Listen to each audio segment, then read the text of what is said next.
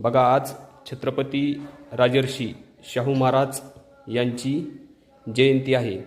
26 जून 1874 या दिवशी त्यांचा जन्म झाला होता आणि आपण तो दिवस सामाजिक न्याय दिन म्हणून साजरा करतो.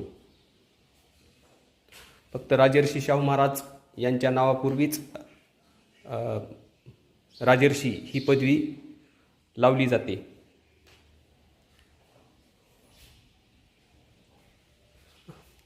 राजर्षी शाहू महाराज हे आरक्षणाचे जनक होते.